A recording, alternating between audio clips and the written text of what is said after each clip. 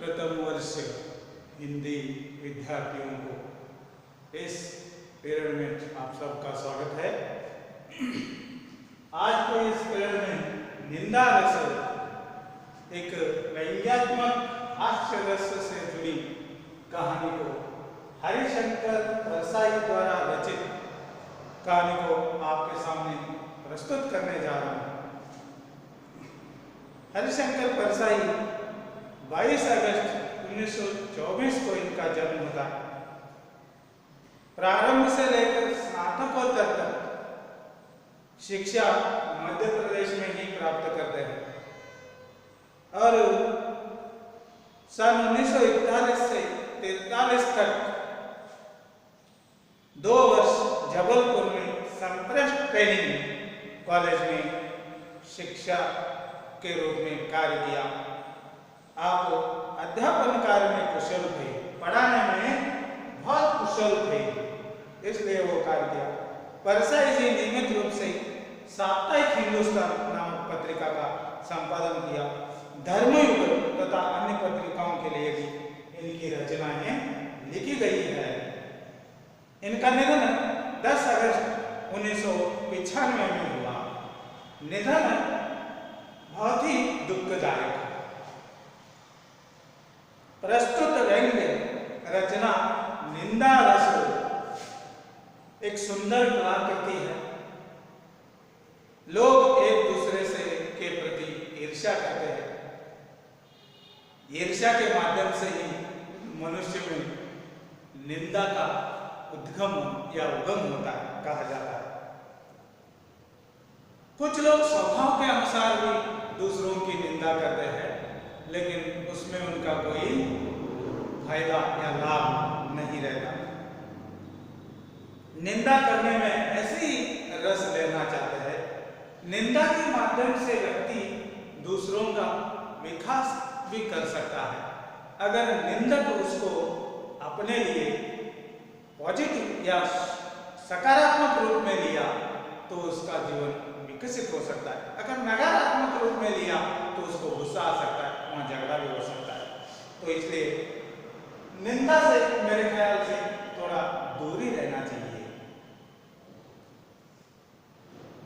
तो आपको बड़ा सिद्ध करने में, यानी अपने आप को बड़ा सिद्ध करने में भी कुछ लोग दूसरों की निंदा करते रहते हैं, दूसरों की निंदा करने में लगे रहते हैं।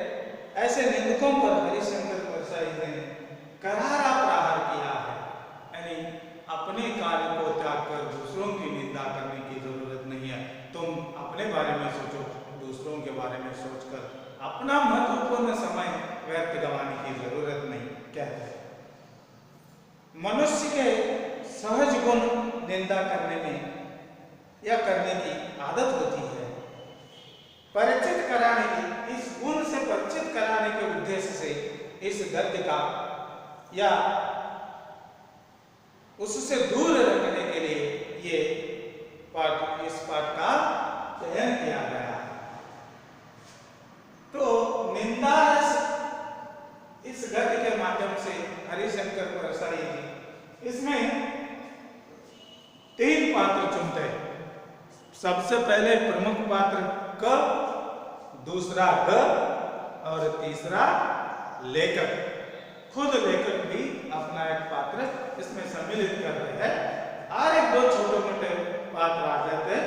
वो गौण रूप से बोलते नहीं, सिर्फ एक बार आकर चले जाते हैं। यानी इन्हीं तीनों पात्रों के माध्यम से उनकी व्याख्यान व्यक्त होता है। तो सबसे पहले क के माध्यम से प्रारंभ होता है।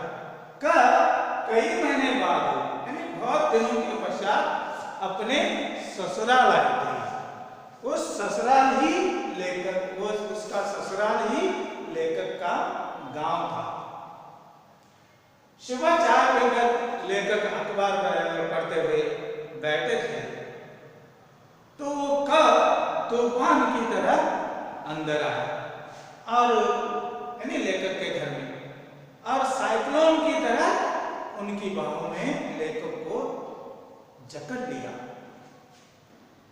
तो उनको ऐसा लगा उसकी जकड़ से कि मैं धृतराष्ट्र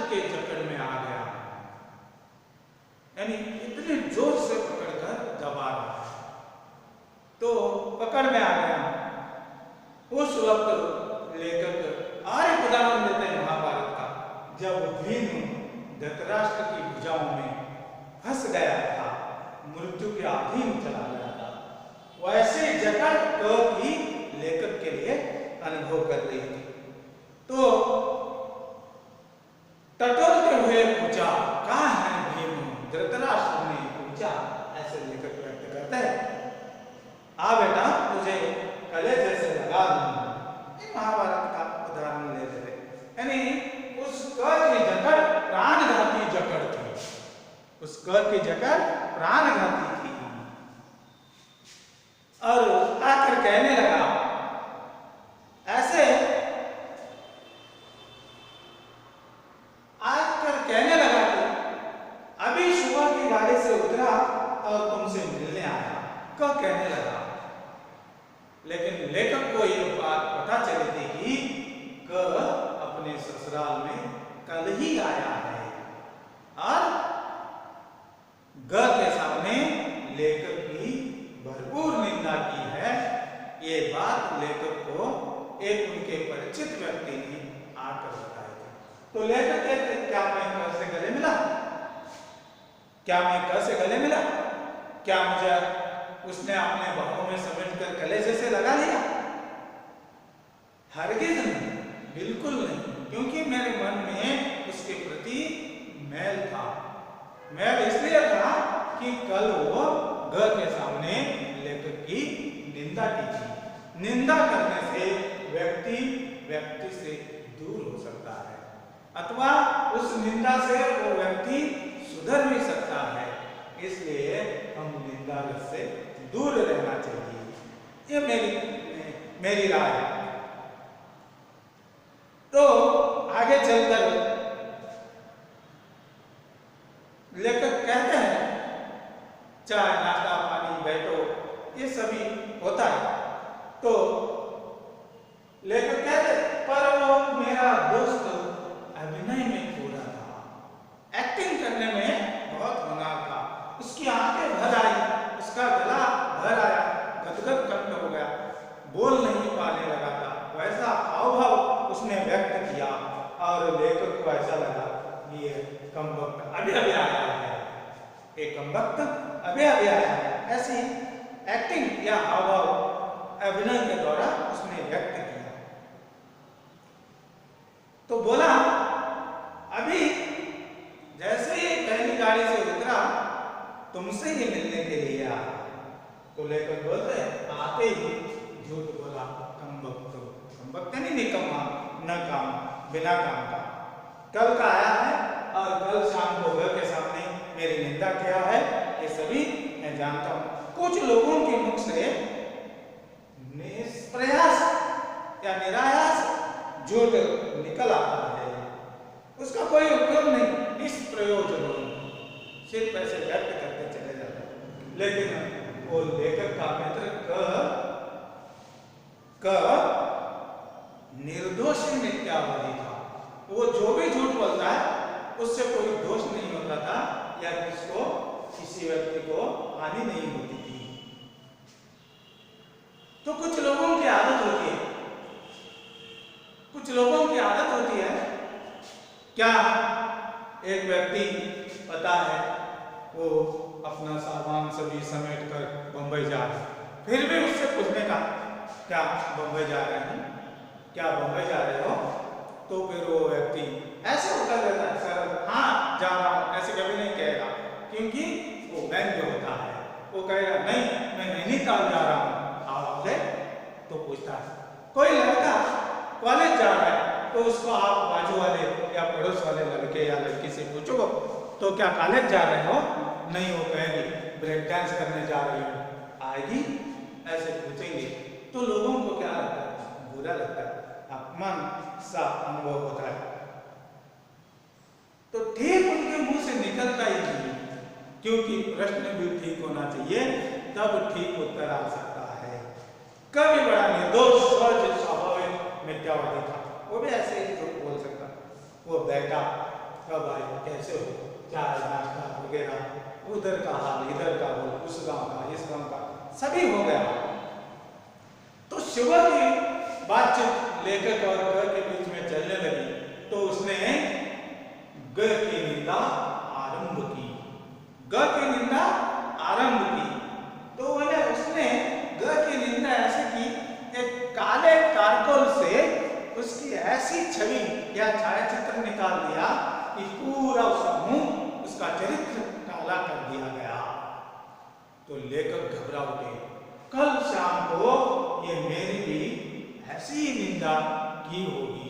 कितना भयानक है ये को ऐसे सोचे और सोचने लगे, मैं भी लगे हाथों फ्री में अपने दुश्मनों के नाम एक एक लेता चला जाऊं और उनकी निंदा फ्री में हो जाएगी और मुझे सुख चैन मिल जाएगा। दोनों लेखक एक करके अपने दुश्मनों के नाम लेते गए। वो ऐसे उनकी निंदा करता चला गया। एक योद्धा एक रणांगन में अपने दुश्मनों की मुंडियों को काटकर आगे बढ़ता है, उसको कितना सुख मिलता होगा, वैसा सुख दोनों अनुभव करने लगे। शुभ के विषय में क प्रमुख विषय था, क के लिए ग प्रमुख विषय था। ऐसे निंदा करते करते करते एक एक निंदक ऐसे भी होते मिशनरी निंदक होते हैं, यानी वो कभी थकते ही नहीं। दूसरों की निंदा करने में उनको बड़ा आनंद बड़ी खुशी ऐसे होती है, तो निंदा करते बैठ जाते। एक मंदिर में देखो, दो चार राम भक्तों को भजन करते हुए बैठकर देखिए और उनके बाजू में दो चार निंदकों को बिठा दीजिए कि कौन मन से व्यवस्थित निंदा करता है या कौन व्यवस्थित भगवान में लीन होता है, इसका पता चलता है। इसलिए सूरदास ने कहा, निंदा शब्द रसालो, निंदकों का घर अपने घर के बाजू में होना चाहिए। कबीरदास कहते निंदक राखिए आंगन कुटी छवायो, निंदा करने वालों के घर हमारे आंगन में होना चाहिए। तो इस तरह निंदा के बारे में हरिशंकर परसाई विवरण देते चले जाते। तो वो कहते हैं आगे चलकर, कुछ लोग ऐसे भी होते इस ट्रेड यूनियन के जमाने में निंदकों के संग बन गए हैं। तो ये राजकारण से संबंधित विषय आ जाता है, इसको मैं ज्यादा चर्चा कर नहीं पाऊंगा, क्योंकि तो हो सकता है यहाँ एक उदाहरण हो सकता है कि लेखक कहते दो चार उस संघ के सदस्य यहाँ वहाँ की खबरें लाकर अपने प्रमुख को दे देते और प्रमुख उनका कच्चा माल पक्का बनाकर फिर मुफ्त में बांटने के लिए दूसरों को दे देता है।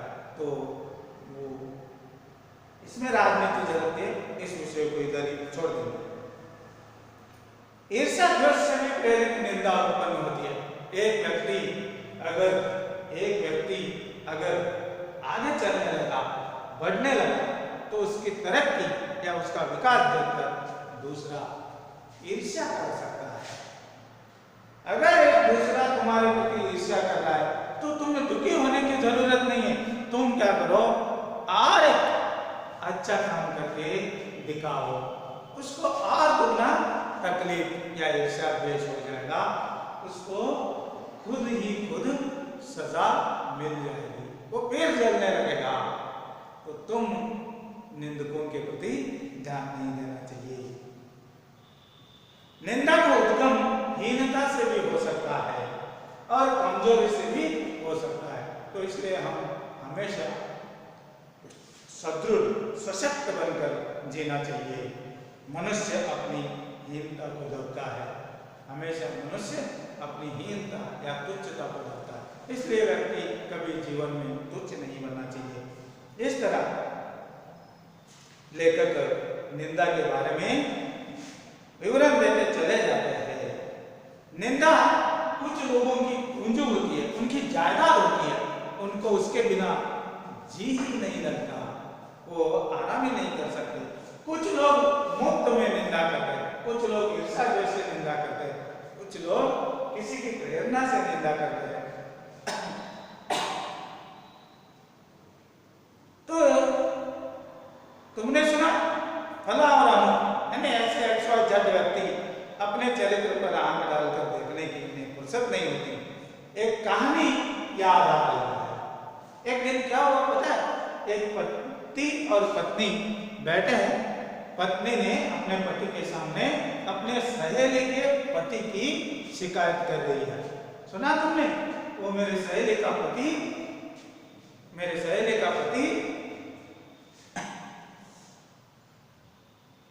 बड़ा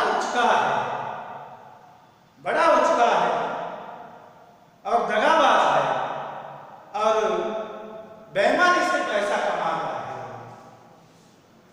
तो उसका पति ये सभी सुनते हुए, ध्यान से सुनते हुए कहा, फिर कहते वो बेईमानी से पैसा कमाता है, अगर मैं उसके जगह होती तो उसको छोड़ देती। देखो ये स्त्री कितनी मूर्ख है।